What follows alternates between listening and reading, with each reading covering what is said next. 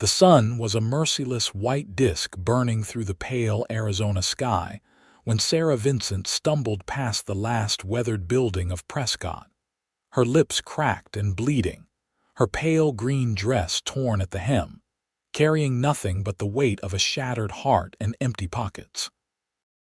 It was the spring of 1878, and she had decided that walking into the Sonoran Desert until she simply ceased to exist was preferable to facing another day of the life she had fled. The heat rising from the sand created shimmering waves that made the distant mountains look like they were dancing, and Sara barely registered the beauty of it through her haze of desperation and dehydration. She had been walking for perhaps 20 minutes, the town shrinking behind her, when she heard the sound of hooves approaching at a steady clip. "Wrong direction," a deep voice called out, and Sara turned to see a man on horseback silhouetted against the brilliant sky. He was tall in the saddle, wearing a wide-brimmed hat that cast his face in shadow, and as he drew closer, she could make out strong features bronzed by years under the sun, dark hair that curled slightly at his collar, and eyes the color of strong coffee that held both concern and something like recognition, as though he had seen this exact scenario play out before. Sara stood there swaying slightly, squinting up at him. "There is no right direction for me," she said, her voice hoarse and broken, "so this one suits me fine." The cowboy dismounted with practiced ease, and now that he was standing before her, Sara could see he was perhaps 26 or 27, with broad shoulders and the lean, muscular build of someone who made his living through physical labor. His clothes were worn but clean, his boots scuffed leather, and there was a gentleness in how he approached her that made something in her chest constrict painfully. "Name is James Lawson," he said, pulling a canteen from his saddle and offering it to her. "And I have seen enough death in this desert to know that nobody deserves to become part of it willingly. Drink this." Sara wanted to refuse, wanted to maintain the cold numbness that had carried her this far, but her body betrayed her, and she reached for the canteen with trembling hands. The water was warm, but it was the most glorious thing she had ever tasted, and she drank deeply until James gently took it back. "Not too much at once, or you will be sick," he said. "How long since you have had water?" "Since yesterday morning," Sara admitted, and now that she had stopped moving, she could feel how badly her legs were shaking, how the world was tilting at odd angles around her. "I came on the stagecoach from Tucson. I had enough money for passage here and nothing more." James studied her with those dark eyes, and Sara felt exposed under his gaze, as though he could see every bad decision and broken dream that had led her to this moment. "And you decided the best course of action was to walk into the deadliest stretch of desert in the territory." "I decided that I had nothing left to lose," Sara said, lifting her chin even as tears began to streak down her dusty cheeks. "My husband died 6 months ago. Yellow fever. We had been in Tucson barely a year trying to start a freight business, and when he died, the debts came calling. They took everything. The business, our house, every piece of furniture and clothing that could be sold. I have been working as a laundress and seamstress, but the woman I was boarding with decided I could not afford to keep my room, and I should find alternative ways to pay her son for lodging, if you understand my meaning." James's jaw tightened. "I understand it perfectly, and I am sorry that happened to you. So I took what little I had and bought passage to Prescott because I heard there might be work here, but when I arrived this morning and started asking around, I found the same story. No respectable work for a woman alone, but plenty of suggestions about the cribs and saloons where I might find employment." Sara laughed, but it was a bitter sound. "I am 23 years old. I have been widowed, destitute, and propositioned by more men in 6 months than in my entire life before. So yes, I decided the desert was a kinder fate. The desert is never kind, James said quietly, but I might be able to help you if you are willing to accept it. Sara looked at him warily. I have learned that help from men generally comes with conditions I am not willing to meet. Fair enough, given what you have told me, James said. But my help comes with only one condition, and that is you give life another chance. I work for the Circle L Ranch about 15 miles north of here. We run cattle, and the owner is a decent man named William Garrett. His wife Hannah runs the household, and I know for a fact that she has been looking for help because their regular housekeeper just left to get married. It would be room and board plus wages. Honest work with honest people. Why would you do this for me? Sara asked, searching his face for deception and finding none. You do not know me. I could be a thief or a liar or worse. James smiled, and it transformed his serious face into something warm and genuine. You could be, but I do not think so. I think you are someone who has had some bad luck and made a desperate choice. I have been in desperate places myself, and someone gave me a hand up when I needed it most. I am just passing that along. Sara felt something crack inside her, the careful wall she had built around her heart to keep the pain contained. This stranger on horseback had shown her more kindness in 5 minutes than she had experienced in months. I do not even know what to say. Say you will come back to town with me, get some proper food and rest, and tomorrow I will take you out to the ranch and introduce you to Hannah Garrett. After that, the choice is yours. James held out his hand. What do you say, miss? Sara, she said, placing her hand in his. His grip was warm and calloused and steady. Sara Vincent. Well, Miss Vincent, let us get you back to civilization before this sun does any more damage.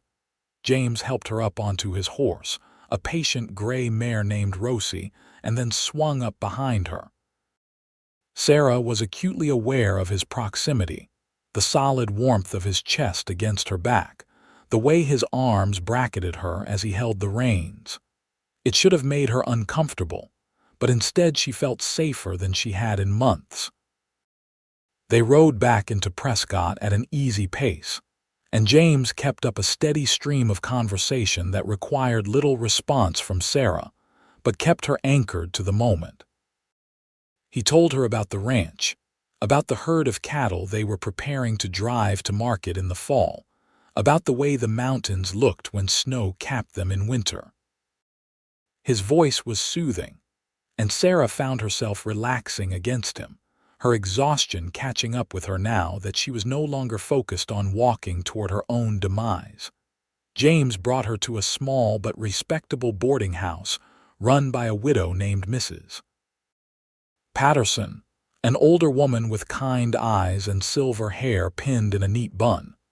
He paid for a room and meals for 2 nights before Sara could protest, and when she tried to tell him she would pay him back, he just shook his head. Consider it an investment in good karma, he said. Mrs.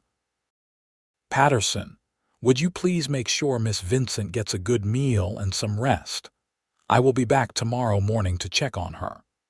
Mrs. Patterson clucked her tongue and immediately took charge, leading Sara upstairs to a clean room with a real bed and washbasin. That James Lawson is one of the good ones, she said as she poured water for Sara to wash with. He brought his last month's wages here after his sister's family lost their home in a fire over in Phoenix. Gave it all to them without a second thought. You are in good hands with that young man. Sara nodded, too overwhelmed to speak. She washed the desert dust from her skin, changed into the clean nightgown Mrs. Patterson provided, and fell into bed without even eating the dinner that was brought up to her. She slept for 16 hours straight, dreamless and deep, and when she finally woke, it was to the sound of birds singing outside her window and the smell of coffee and bacon wafting up from downstairs.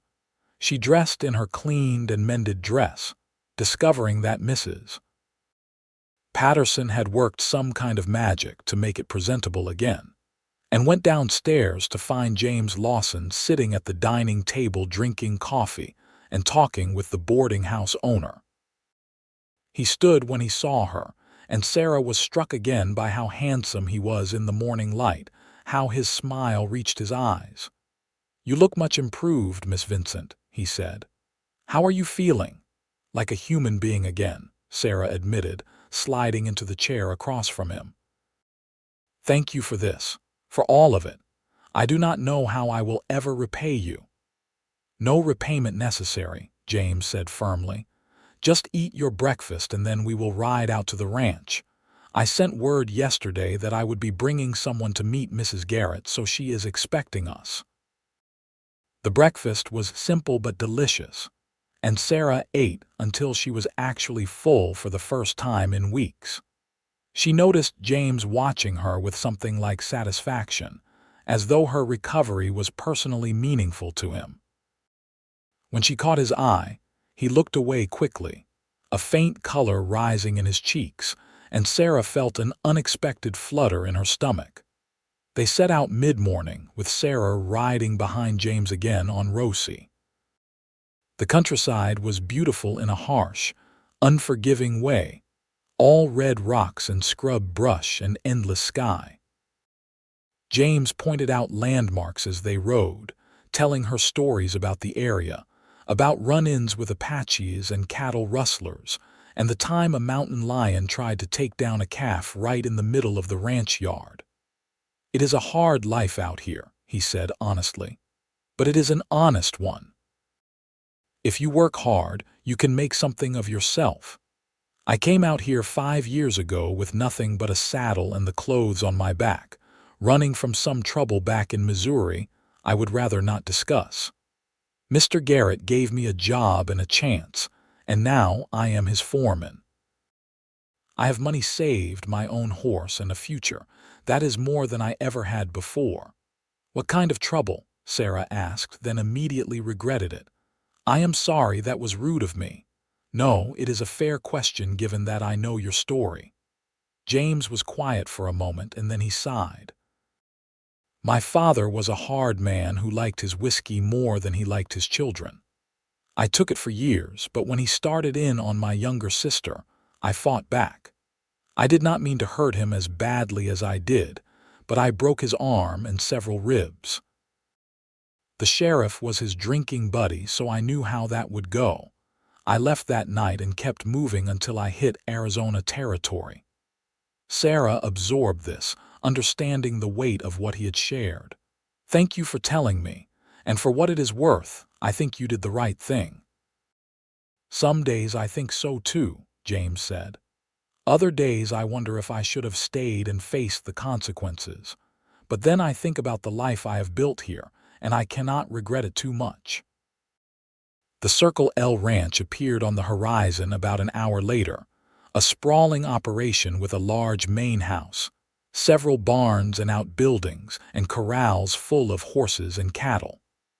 It was impressive and well-maintained, speaking to prosperity and good management. James guided Rosie toward the main house, and before they even dismounted, a woman came out onto the wide front porch. Hannah Garrett was in her early 40s, with honey-colored hair shot through with gray, and a face that was both beautiful and weathered by sun and time. She wore a practical dress with an apron, and her smile was warm as she descended the steps. "James, good to see you," she said, and then her gaze shifted to Sara with open curiosity and kindness. "And you must be the young woman he mentioned. I am Hannah Garrett. Welcome to the Circle L." Sara dismounted with James's help and found herself immediately embraced by Hannah, who smelled like bread and lavender. "Thank you for seeing me, Mrs. Garrett. James told me you might have work available." "Come inside and let us talk," Hannah said, linking her arm through Sara's in a motherly gesture. "James, tell William you are back when you see him. He was asking about the north pasture fence." James tipped his hat to both women and led Rosie toward the barn, glancing back once at Sara with an encouraging nod. Sara followed Hannah into the house, which was spacious and beautifully furnished with handmade furniture and colorful woven rugs. They settled in the kitchen, and Hannah poured them both coffee while studying Sara with shrewd but kind eyes. "James gave me the basics of your situation," Hannah said gently. "I want you to know that you will find no judgment here. My own path to this life was not an easy one, and I believe in giving women a fair chance when the world often does not." Sara relaxed slightly. "I am a hard worker, Mrs. Garrett. I can cook, clean, and I learn quickly. I just need a chance to prove myself." "I can see the determination in you," Hannah said. "And honestly, I need the help desperately. Our housekeeper Molly just got married and moved to her husband's ranch near Flagstaff, and I have been trying to manage the house and the cooking for the ranch hands mostly by myself. My husband keeps telling me to hire someone, but I am particular about who I bring into our home. However, if James vouches for you, that is good enough for me. He is an excellent judge of character." "He has been very kind to me," Sara said quietly. "Kinder than he had any reason to be." Hannah smiled knowingly. "James has a good heart, though he tries to hide it behind that stoic cowboy exterior. He works harder than any two men, and he is loyal to a fault. My husband thinks the world of him." She paused, taking a sip of her coffee. "The job would include a room here in the house, 3 meals a day, and $20 a month to start. Your main responsibilities would be helping me with the cooking and cleaning, doing laundry, and general household management. Sometimes you would need to help with feeding the ranch hands, especially during busy seasons. Does that sound agreeable?" $20 a month plus room and board was more than Sara had dared to hope for. "That sounds more than agreeable, Mrs. Garrett. It sounds like a blessing." "Then consider yourself hired," Hannah said, reaching across the table to squeeze Sara's hand. "You can start tomorrow if you are ready. James can bring you back out with your things." "I do not have things," Sara admitted. "Just the dress I am wearing and a few undergarments." Everything else was sold to pay debts. Hannah's expression softened with sympathy. "Well, we shall have to remedy that. I have some dresses that might fit you with a little alteration, and we can get fabric in town to make you some work clothes. A woman needs at least a few changes of clothing." They spent the rest of the afternoon getting acquainted, with Hannah showing Sara around the house and explaining the routines and expectations. The house was large but not ostentatious, with 4 bedrooms upstairs, a parlor, dining room, kitchen, and a small room off the kitchen that would be Sara's. It was simply furnished with a bed, dresser, and washstand, but it had a window overlooking the horse corrals, and it was clean and private, and more than Sara had expected. James appeared as the sun was starting its descent toward the mountains, dusty from work but smiling when he saw Sara and Hannah laughing together in the kitchen over some shared joke. "I see you two are getting along," he observed. "Sara is going to be perfect," Hannah declared. "I can already tell. James, can you take her back to Mrs. Patterson's tonight and bring her back tomorrow with whatever she needs to collect?" "Of course," James said. "Miss Vincent, are you ready to head back?" The ride back to Prescott was quieter than the morning journey, both of them comfortable in the silence. Sara found herself very aware of James, of the steady rhythm of his breathing, the way his hands held the reins with confident ease. When they arrived at the boarding house, he helped her down and stood there for a moment, his hand still on her waist. "Thank you," Sara said, looking up at him in the fading light. "You saved my life yesterday, James Lawson. I will not forget that." "You saved your own life by deciding to accept help," James said quietly. "I just pointed you in a better direction." He smiled then, that warm, genuine smile that made her heart do strange things. "I am glad you are taking the job. It will be nice to see you around the ranch." "I will try not to be too much trouble," Sara said, and then on impulse, she stood on her toes and kissed his cheek. "Good night, James." She hurried inside before she could see his reaction, her heart pounding. In her room, she pressed her hands to her flushed cheeks and wondered what she was doing. She had buried her husband only 6 months ago. She had no business feeling flutters in her stomach over a cowboy who had shown her basic human kindness. But as she lay in bed that night, it was James Lawson's dark eyes and gentle smile that filled her thoughts. The next morning, James arrived promptly at 8, and they rode out to the Circle L with Sara's meager belongings wrapped in brown paper. Hannah had breakfast waiting, and then she swept Sara into the routines of the household with cheerful efficiency. The work was hard but satisfying, and Sara found herself grateful for the structure and purpose.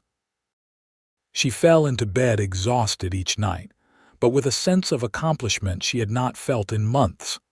James was around the ranch constantly, of course, as the foreman. Sara found herself watching for him throughout the day, and she noticed he seemed to find excuses to come by the house more often than strictly necessary. He would appear at lunchtime to discuss something with Mr. Garrett, who was a gruff but kind man in his 50s, and he would always tip his hat to Sara with that small smile. He came by in the evening sometimes to sit on the porch and talk with the Garretts, and Hannah started inviting Sara to join them, saying she was part of the household now and not just the help. Those evenings became Sara's favorite part of the day. They would sit in the cooling air as the stars emerged, drinking coffee or lemonade, and James would tell stories about the ranch or ask Sara about her life before Arizona. She found herself opening up to him in ways she had not expected, telling him about growing up in Ohio, about meeting her late husband Daniel at a church social, about their dreams of making a fortune in the West. "He was a good man," Sara said one evening about 3 weeks after she had started at the ranch. "He worked so hard, and he was always optimistic about our future. When he got sick, he made me promise I would not give up, that I would keep fighting for the life we wanted." "I am not sure walking into the desert was honoring that promise." "You were in a dark place," James said gently.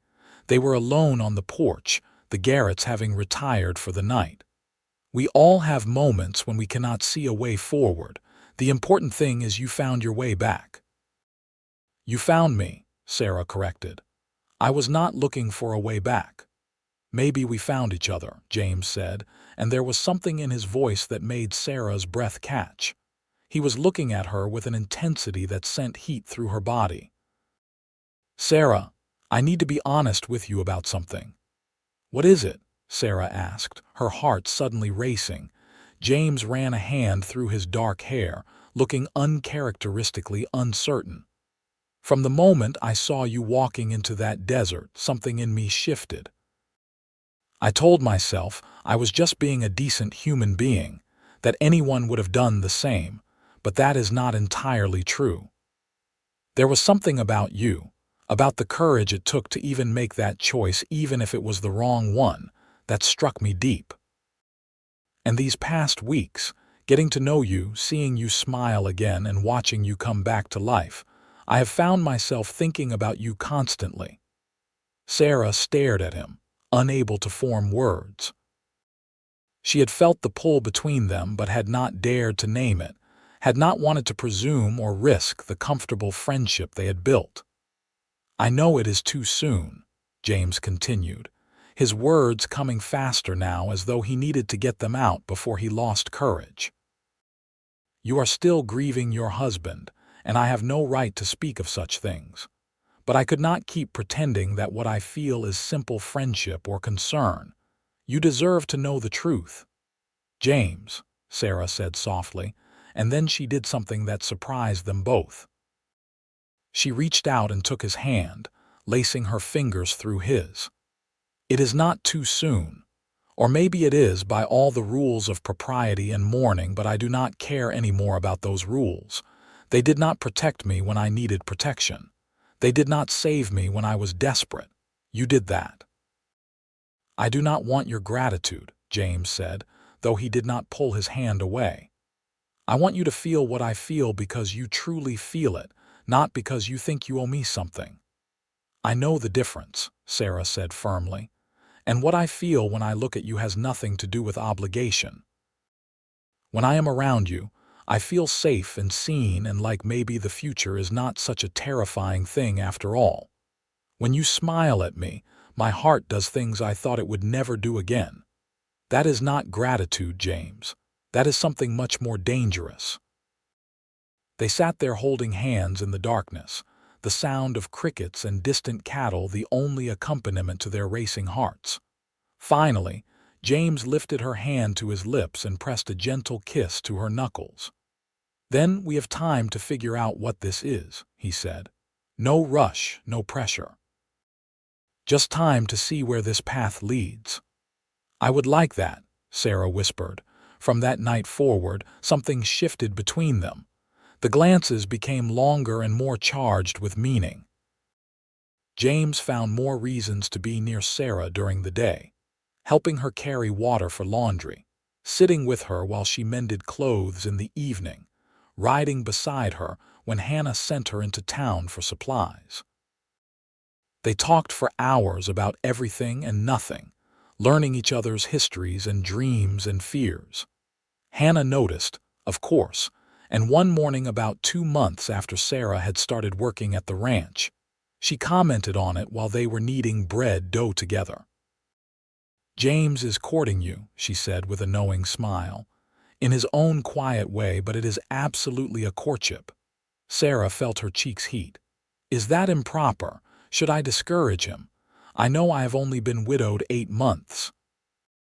"The only person who can decide what is proper for your grieving is you," Hannah said firmly. "Conventional wisdom says a widow should mourn for a year or more before even considering another man, but conventional wisdom also did not walk in your shoes or face what you faced. If you have feelings for James and he makes you happy, then I say embrace it. Life is too short and uncertain out here to waste time following arbitrary rules." "I do have feelings for him," Sara admitted. "Strong feelings. Sometimes I feel guilty about it, like I am betraying Daniel's memory. But Daniel would not have wanted me to be alone and miserable forever. He would have wanted me to find happiness again." "Then that is your answer," Hannah said, covering Sara's flour-dusted hand with her own. "James is a good man who will treat you right. And for what it is worth, I have never seen him look at anyone the way he looks at you. That man is absolutely smitten." The courtship continued to unfold naturally over the following weeks. James brought Sara wildflowers he found while checking fences. They took walks together in the evenings, wandering far enough from the house to have privacy, but staying visible enough to be proper. He told her more about his past, about his family and the demons he had fled, and she shared her fears about the future and her lingering grief for the life she had lost. One evening in late summer, they had walked to a small creek that ran through the property, settling on the bank to watch the water flow over smooth rocks. The air was finally cooling from the brutal heat of the day, and Sara had removed her bonnet to let the breeze touch her hair. "Sara," James said, and something in his tone made her turn to him. He was looking at her with such open longing that it took her breath away. "May I kiss you?" she answered by closing the distance between them, and when their lips met, it was soft and sweet and full of promise.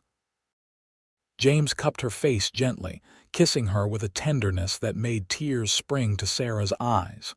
When they finally pulled apart, they were both breathing hard.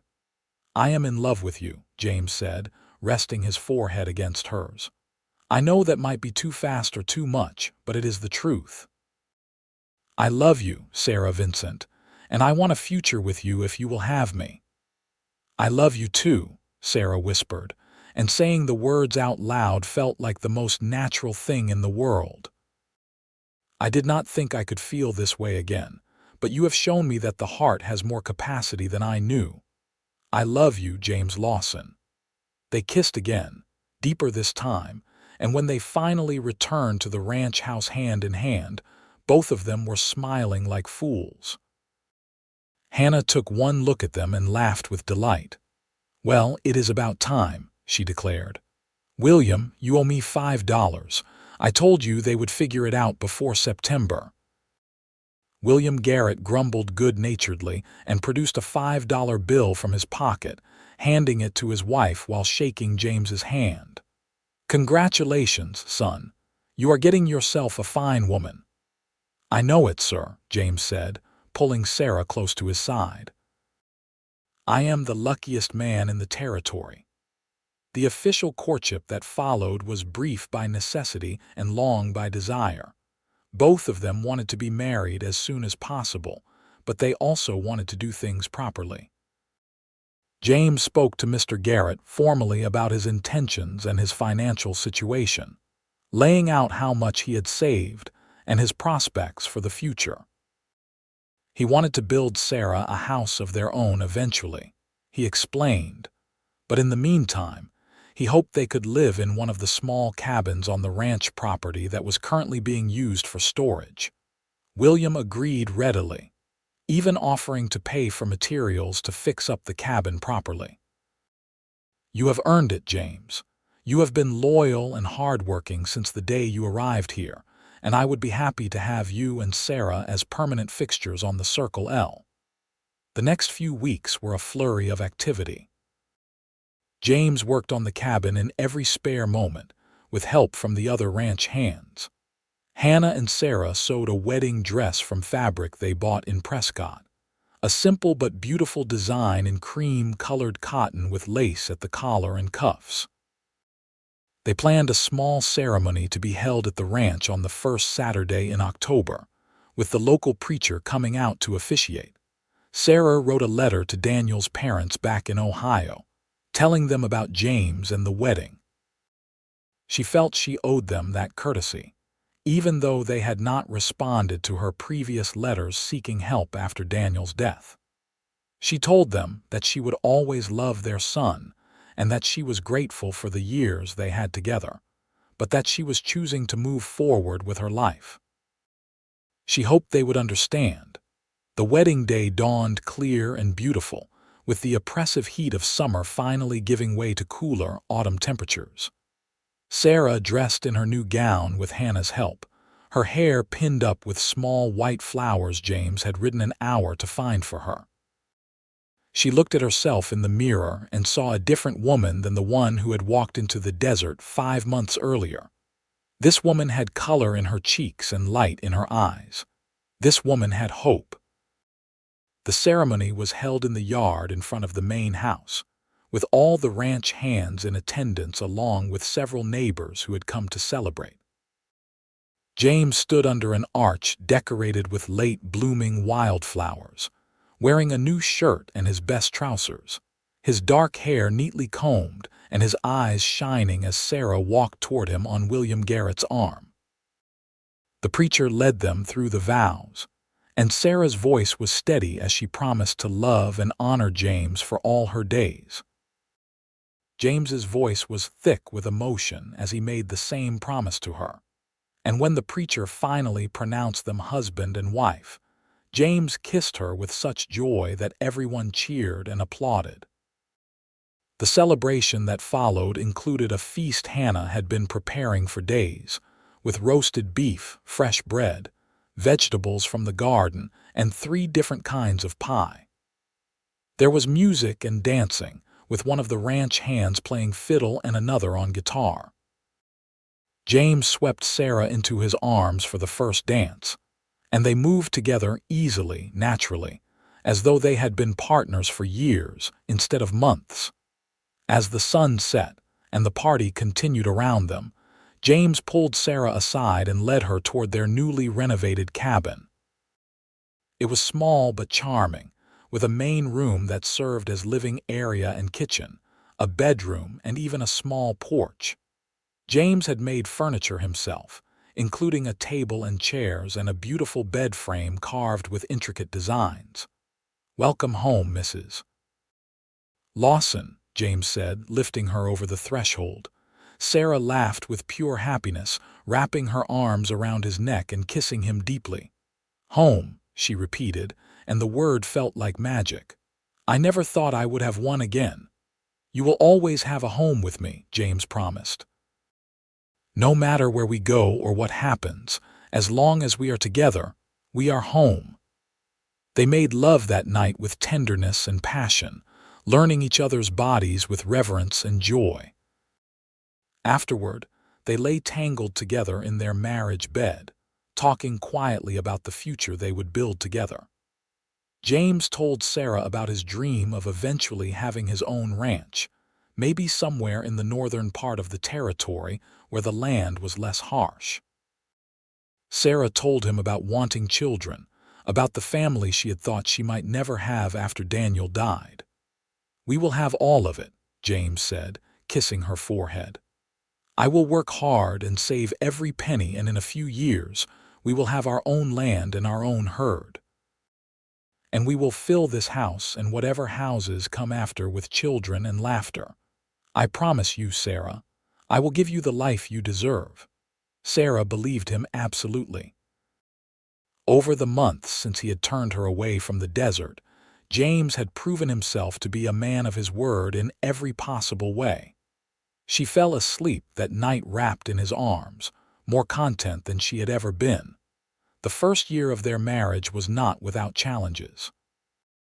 Ranch life was demanding, and there were times when James worked from before dawn until after dark, coming home exhausted and barely able to eat before falling into bed. Sara continued working in the main house to contribute to their savings, though Hannah insisted on raising her wages now that she was family. The winter was harsh, with storms that made travel to town impossible for weeks at a time. Sara discovered she was pregnant in January and spent the first few months sick every morning, though she tried to hide it from Hannah and keep working. James figured it out anyway, of course, and insisted she rest more. "You are carrying our child," he said firmly. "That is more important than any chores." Their son was born in September of 1879, a healthy baby with James's dark hair and Sara's green eyes. They named him Daniel James Lawson, honoring both the past and the future. James was a devoted father from the moment he held his son, and Sara often came home from the main house to find him walking the baby around the cabin, singing softly or telling him stories about the ranch. Life settled into a comfortable rhythm. James continued to work hard and save diligently, and by the time Daniel was 2 years old, they had enough money to purchase a section of land about 10 miles north of the Circle L. It was beautiful property with good water and grazing, and James immediately began making plans for their house and barn and corrals. William Garrett was supportive of the venture, even offering to help James acquire his initial herd at a fair price. "You have earned this," he told James, "and you will always have a friend and neighbor in me." The construction of their new home took most of a year, with James doing much of the work himself with help from ranch hands he hired. Sara divided her time between helping Hannah, caring for Daniel, and planning the details of their new house. She was pregnant again by the time the house was finished, and their daughter, Grace Ann Lawson, was born in the spring of 1883 in the bedroom of their own home. The ranch they named the Lazy J, and over the following years, it grew into a successful operation. James proved to be as skilled a rancher as he was a ranch hand, and Sara managed the household and finances with competence and grace. They had 2 more children, twin boys named William and Samuel, born in 1885. Their home was always full of noise and laughter and love. Sara sometimes thought about that day in the desert, about the woman she had been who was so lost and hopeless that death seemed preferable to continuing. That woman felt like a stranger now, someone from another lifetime. She had found her purpose and her joy in this life with James and their children. On their 10th wedding anniversary in 1888, James surprised Sara with a trip back to Prescott. They left the children with Hannah and William, who doted on them shamelessly, and rode into town together. James took her to the exact spot where he had found her walking into the desert, and they stood there together looking out at the vast expanse of sand and sky. "You ever regret that I stopped you that day?" James asked quietly. Sara turned to him, cupping his weathered face in her hands. "Not for a single moment. You did not just save my life that day, James. You gave me a reason to live it. You showed me that even in the darkest times, there is hope if we just turn in the right direction." "I fell in love with you that day," James admitted. "I did not know it then, did not want to acknowledge it even to myself. But looking at you standing there in the sun with your chin lifted in defiance even as you were giving up, something in my heart just knew. You were mine and I was yours, and all I had to do was convince you to live long enough to figure it out." They kissed there in the desert heat, two people who had found each other at exactly the right moment, who had built a beautiful life from the ashes of loss and desperation. The years continued to pass in a blur of seasons and milestones. Daniel grew tall and serious like his father, with a natural gift for working with horses. Grace was spirited and independent, always following her father and brothers around the ranch, and insisting she could do anything they could do. The twins were mischievous and inseparable, keeping Sara constantly on her toes. James's hair began to show silver at the temples, and Sara found lines forming at the corners of her eyes, but they wore their age with pride. They had earned every year through hard work and dedication to each other and their family. In 1892, when Sara was 37 and James 40, they welcomed an unexpected fifth child, a daughter they named Hope Catherine. She was a miracle baby, born healthy and strong, and her arrival brought renewed joy to the household. The older children were enchanted with their baby sister, and Daniel, now 13, took his role as big brother very seriously. The Lazy J Ranch continued to prosper. James had a reputation as an honest dealer and a fair employer, and their cattle were sought after throughout the territory. When Arizona became a state in 1912, James celebrated by expanding their operation to include horse breeding, something he had always wanted to do. Sara found her own fulfillment beyond the household, becoming involved in efforts to establish a school closer to the ranches in their area. She worked with other ranch wives to raise funds and petition the territorial government, and in 1895, a small schoolhouse was built that served all the children in the region. Sara taught there part-time, sharing her love of reading and learning with the next generation. As their children grew and started families of their own, the ranch became a gathering place for the expanding Lawson clan. Daniel married a sweet girl named Elizabeth from a neighboring ranch, and they built a house on the Lazy J property so Daniel could help his father run the operation. Grace surprised everyone by marrying a traveling photographer and moving to San Francisco, but she visited regularly with her husband and their 3 children. The twins both became ranch hands on the Lazy J, and eventually, Samuel married and built his own house on the property, while William decided to explore the world before settling down. Hope grew into a beautiful and intelligent young woman who insisted on attending the new state university in Tucson, scandalizing some of the more traditional ranch families, but making her parents incredibly proud.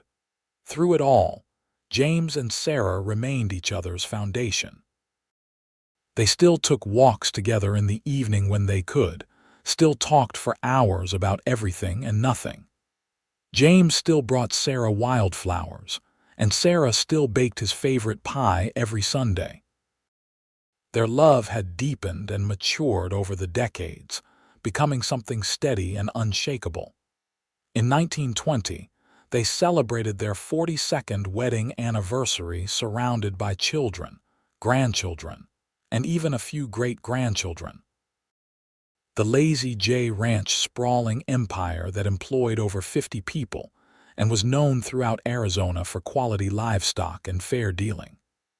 But the thing James and Sara were most proud of was the family they had built, the legacy of love and hard work they would pass on to future generations. That night, after all the guests had gone home and the house was finally quiet, James and Sara sat on the porch of the house he had built for her all those years ago.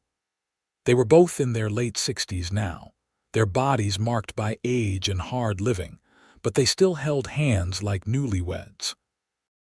"Do you remember what you told me that first day?" Sara asked, leaning her head on James's shoulder. "You said wrong direction." "Best 2 words I ever spoke," James said, kissing the top of her head. "Changed both our lives. You gave me everything, James. A home, a family, a future I could not even imagine when I was walking into that desert. How do I ever thank you enough for that?" "You thank me by being exactly who you are," James said softly. "By loving me as fiercely as you do, by building this life with me one day at a time. You saved me just as much as I saved you, Sara. Before I found you, I was just going through the motions of living. You gave me purpose and joy and a reason to be a better man." They sat in comfortable silence for a while, watching the stars emerge in the darkening sky. Somewhere in the distance, cattle lowed softly, and closer to the house, they could hear their grandchildren playing one last game before bedtime. These were the sounds of home, of a life well lived, of dreams realized and promises kept. "I love you," Sara said, the words as true and necessary as they had been the first time she said them over 40 years ago. "I will love you until my last breath and beyond." "I love you too," James replied, "more than I have words to express. You are my heart, Sara Lawson. My home and my hope and my everything."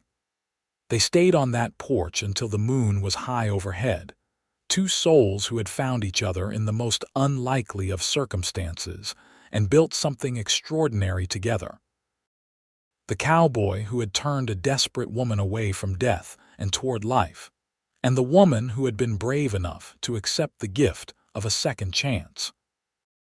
Together they had created not just a ranch or a family, but a testament to the transforming power of love and the courage it takes to choose life even in the darkest moments. As the years advanced further into their 70s, James and Sara slowed down but never stopped completely. They handed over the day-to-day operations of the ranch to Daniel and Samuel, but James still rode out most mornings to check on the herd, and Sara still managed the household accounts and corresponded with their scattered children. They had become respected elders in their community, people whose advice was sought and whose presence at church socials and town meetings was expected. In the spring of 1925, when Sara was 70 and James 73, they decided to make one more trip to Prescott. It had been years since they had visited the town where their story began, and they both felt called to see it again. Daniel drove them in the ranch's new truck, a concession to modernity that James had resisted for years, before finally admitting that vehicles had their uses. Prescott had grown and changed dramatically since Sara had arrived on that dusty stagecoach 47 years earlier. Electric lights lined the main street, automobiles competed with horses for space on the roads, and new brick buildings had replaced many of the old wooden structures.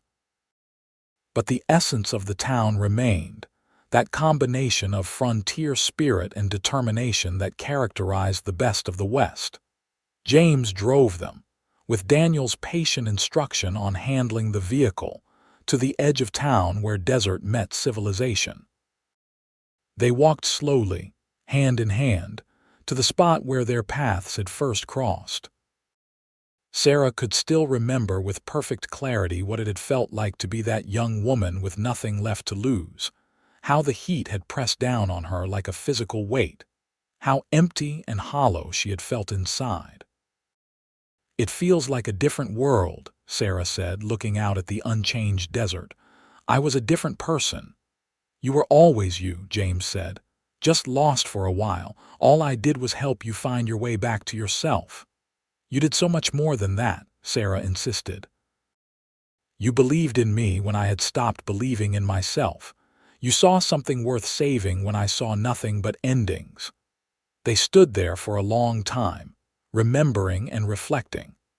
When they finally turned back toward town, Sara felt a sense of completion, as though some circle had been closed. She had come to Arizona territory desperate and alone, and she was leaving this spot surrounded by love and family, with a lifetime of memories and accomplishments behind her. That evening they stayed at the boarding house that had once been run by Mrs. Patterson. The old woman had passed away years ago, but her daughter now ran the establishment and was thrilled to have the Lawsons as guests. Over dinner, Sara and James shared stories with Daniel about the early days, about his namesake uncle he had never met, about the challenges and triumphs that had shaped their lives. "I want you to know how proud we are of you," James told Daniel as they sat in the boarding house parlor that night. "Of the man you have become and the way you run the ranch. Your mother and I can rest easy knowing the Lazy J is in capable hands." "I learned from the best," Daniel said simply. "Everything I know about hard work and integrity and treating people fairly came from watching you and Ma. I just hope I can pass those lessons on to my own children the way you did for us." "You already are," Sara assured him. "We see it in how you parent and how you manage the ranch hands. You are carrying on the legacy exactly as we hoped." The drive back to the ranch the next day was quiet, all three of them lost in their own thoughts. But there was a contentment in the silence, a sense of satisfaction with how their lives had unfolded. The seasons continued their eternal cycle. James and Sara's health began to decline slowly as they moved through their mid-70s, as was natural for people who had lived hard physical lives. James's knees bothered him, a consequence of decades in the saddle and working in all weather. Sara's hands developed arthritis that made sewing difficult, though she refused to give up her quilting entirely. But they faced these challenges together with the same partnership that had carried them through every other obstacle. On a warm spring morning in 1928, Sara was working in her garden, planting vegetables for the summer season, when she felt a sharp pain in her chest. She called out for James, who was in the barn, and he came running with a speed that belied his 76 years. He caught her as her legs gave way, lowering her gently to the ground. "Sara," he said urgently, his face pale with fear. "Stay with me. Daniel, get the doctor." But Sara knew with calm certainty that no doctor could help her now. She reached up to touch James's face, memorizing the beloved features one last time. "It is all right," she whispered. "I am not afraid." "You cannot leave me," James said, and tears were streaming down his weathered face. "I do not know how to exist without you." "You will be fine," Sara said, though speaking was becoming difficult. "You have our children and grandchildren. You have the ranch and the life we built. You carry me in your heart always, just as I carry you. That does not end." Family came running from all directions. Daniel and his wife, Samuel and his family, and even William, who had finally settled down on the ranch the year before. They gathered around Sara and James, but respectfully kept a small distance, understanding that these were precious final moments between husband and wife. "I love you," Sara said, putting every ounce of strength into the words. "Thank you for finding me. Thank you for showing me the right direction. Thank you for 49 years of happiness and love." "I love you," James said, holding her close. "I have loved you since the moment I saw you in that desert, and I will love you until we meet again. You are my heart, Sara. You are everything." Sara smiled up at him, and then her eyes closed and her breathing stopped. Just like that, peacefully and surrounded by love, she was gone. James held her for a long time, rocking her gently and weeping with a grief so profound it shook his whole body. His children finally coaxed him to release her, to let them prepare her body and make arrangements, but he moved through the following days in a daze. The funeral was huge, with people coming from all over the state to pay respects to the woman who had touched so many lives through her kindness and strength. But James barely registered any of it. He continued living on the ranch, of course, because it was what Sara would have wanted. He spent time with his grandchildren and great-grandchildren, sharing stories about their grandmother and keeping her memory alive. But everyone could see that something vital had gone out of him when Sara died. He was still physically present, but his spirit seemed to have followed his wife wherever she had gone.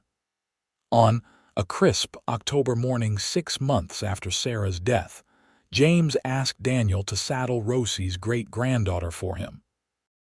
He wanted to ride out to the north pasture one more time, he said, to check on the herd. Daniel was hesitant, worried about his father's health, but James insisted. "I will be fine," James said firmly. "I have been riding these lands for over 50 years. I think I can manage one more trip." Daniel reluctantly agreed, and James rode out slowly toward the north pasture. But instead of checking on cattle, he rode to a small hill overlooking the ranch where he and Sara used to sit together when they wanted to think and plan. He dismounted carefully, settling down on the grass with his back against a large boulder. The view was spectacular from up here. He could see the entire Lazy J spread out below him, the house he had built with his own hands, the barns and corrals, the cattle dotting the landscape. Beyond that, the mountains rose purple in the distance, and the sky was that perfect, impossible blue that only seemed to exist in Arizona. James closed his eyes, feeling the sun on his face and the breeze in his hair. He thought about that day 49 years ago when he had ridden out from Prescott and seen a woman walking into certain death. He thought about how a simple impulse to help had changed the trajectory of his entire life. He thought about their first kiss by the creek, about their wedding day, about the births of their children and the growth of their ranch. He thought about 49 years of loving Sara Vincent Lawson with every fiber of his being. "I am ready," he said softly to the sky. "If you are waiting for me, Sara, I am ready to come home." Daniel found him there at sunset, sitting peacefully against the boulder with his hat tipped over his eyes as though he had simply dozed off. But when Daniel touched his father's shoulder, he knew immediately that James Lawson had left to join his beloved wife. The community mourned the loss of both James and Sara Lawson, a legendary couple whose love story had become part of local lore. But there was also celebration, because everyone agreed that they had lived full and meaningful lives, that they had built something that would last for generations, and that they were together again as they were always meant to be. Daniel and his brothers buried their father next to their mother on a hill overlooking the Lazy J Ranch, with simple matching headstones that read their names, dates, and a single line that James had once told Daniel he wanted on his grave. He turned her around and changed everything. The Lazy J Ranch continued to thrive under Daniel's stewardship, and eventually passed to his children and grandchildren. The name Lawson became synonymous with quality and integrity throughout Arizona, and family gatherings always included stories about James and Sara. about the day they met and the life they built together.